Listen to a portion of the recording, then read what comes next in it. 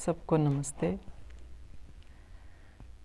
गीता के माध्यम से हमने इस बारे में चर्चा की है कि जितनी भी महत्वपूर्ण चीज़ें जो हमें अपने जीवन में लेकर के चलनी चाहिए वे सभी की सभी 3 गुणों से ही ओतप्रोत हैं। इन 3 गुणों का हमारे जीवन में कितना बड़ा महत्व है इसको हमें समझना चाहिए, क्योंकि इन 3 गुणों के माध्यम से ही व्यक्ति का स्वभाव बनता है कि व्यक्ति किस गुण की प्रधानता को लेकर के इस संसार में आया है, उसी के अनुसार उसका अपना स्वभाव बन जाता है। और योगेश्वर श्री कृष्ण ने एक श्लोक के माध्यम से बताया है कि न तदस्ति पृथिव्याम वा दिवि देवेषु वा पुनः सत्वं प्रकृतिर्जैर्मुक्तम यदेभि सयात्रिभिर्गुणैः, कि इस पृथ्वी लोक पर कोई ऐसा नहीं है और देवलोक में कोई देवता ऐसा नहीं है जो इन तीनों गुणों से मुक्त हो। अर्थात ये जो है द्युलोक है, पृथ्वी लोक है का, इनमें कोई भी ऐसा व्यक्ति नहीं है, चाहे उसको देवता की कोटि में लेकर के आएँ, चाहे हम किसी सामान्य व्यक्ति की कोटि में लेकर के आएँ, कोई भी ऐसा नहीं है जो इन 3 गुणों से मुक्त हो सकता है। कोई भी इन 3 गुणों से मुक्त नहीं हो सकता। और इसी कारण से हम अपने समाज में देखते हैं, संसार में देखते हैं कि इन 3 गुणों से युक्त होकर के ही व्यक्ति अपना आचरण, अपना व्यवहार समाज में करता है।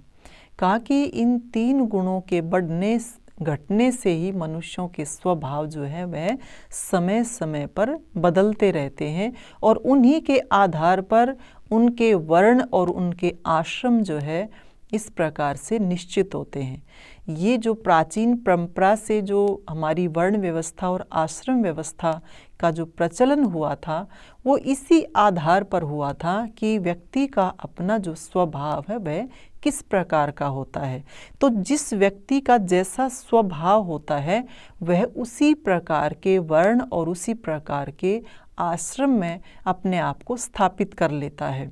तो सबसे पहले कि व्यक्ति का जो स्वभाव से युक्त जो कर्म होता है वह किस किस प्रकार का होता है, उसमें बताया कि ब्राह्मण क्षत्रिय विषाम शूद्राणाम च परमं तप कर्माणि प्रविभक्तानि स्वभाव प्रभैर्विगुणैः। कहा, हे शत्रुओं को तपाने वाले अर्जुन, ब्राह्मण क्षत्रिय वैश्य व शूद्रों के कर्म जो है स्वभाव से उत्पन्न होने वाले गुणों से बांटे गए। अब आप देखते होंगे समाज में 4 प्रकार के लोग हैं। अब यहाँ जातिगत बात हम नहीं करेंगे, जाति से युक्त बात यहाँ नहीं होती, यहाँ वर्ण व्यवस्था से संबंधित बात है कि व्यक्ति अपने वर्ण से संबंध रखते हुए ही अपने उस व्यवहार को, अपने उस कर्म को करता है। अब वर्ण का मतलब होता है चुनना, और व्यक्ति चुनाव करता है, स्वयं ही करता है। और वर्ण जो है वह इस प्रकार का होता है कि हम आचार्य विनोबा भावे ने बहुत अच्छा दृष्टांत इसमें ये दिया है। वो कहते हैं कि ये वर्ण जो होता है व्यक्ति इसी प्रकार से उसको अपने जीवन में धारण करके आता है, जैसे एक बच्चा जो है कभी अपनी माँ का चयन नहीं करता कि मुझे ऐसी माँ चाहिए, क्योंकि माँ से ही वह उत्पन्न होता है। ठीक इसी प्रकार से कोई भी व्यक्ति जब दुनिया में आता है तो अपने उस वर्ण के साथ ही आता है, क्योंकि उसका जो वर्ण है वह किसी ना किसी रूप में इन 3 गुणों से प्रभावित होता है कि कौन सा गुण उसके जीवन में ज़्यादा महत्वपूर्ण है, कौन से गुण की प्रधानता उसके जीवन में होती है। तो 4 प्रकार के वर्ण इसमें बताए हैं, ब्राह्मण क्षत्रिय वैश्य और शूद्र का। ये जो है 4 प्रकार के जो वर्ण हैं ये स्वभाव से जो उत्पन्न होने वाले जो गुण हैं कि उनका जो स्वभाव है किस प्रकार का रहा, और जो स्वभाव बना तो किस कारण से बना, सत्व रज और तम से बना है। उनसे प्रभावित होकर के ही वह अपने अपने वर्णों को चुनते हैं कि ब्राह्मण है, क्षत्रिय है, वैश्य है और शूद्र है। उनसे वह हट करके कोई कार्य नहीं कर सकता, एक वर्ण दूसरे वर्ण का कार्य नहीं कर सकता।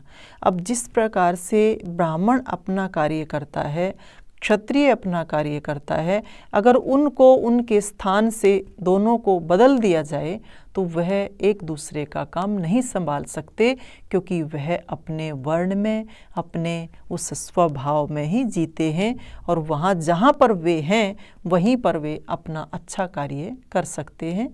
तो ये कहा है कि इन 3 गुणों के आधार पर ही व्यक्ति का अपना स्वभाव बनता है और उस स्वभाव के अनुसार ही वह अपना वर्ण जो है वह साथ लेकर के आता। वर्ण उसका निश्चित होता है कि उसको किस वर्ण में जाना है, उसको अपने पुरुषार्थ से वह घटा बढ़ा सकता है, जैसा उसका अपना पुरुषार्थ होता है, जैसी उसकी अपनी मेहनत होती है।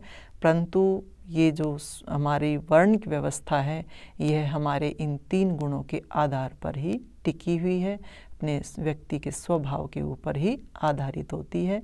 तो आगे हम इसी बारे में चर्चा करेंगे कि ये जो स्वभाव से युक्त जो कर्म है हमारे और स्वभाव से युक्त जो हमारे वर्ण हैं, वे कैसे व्यक्ति के का जो कर्म है वह किस प्रकार का होता है। आगे हम इस बारे में चर्चा करेंगे। इन्हीं शुभकामनाओं के साथ आप सबका बहुत बहुत धन्यवाद। सबको नमस्ते।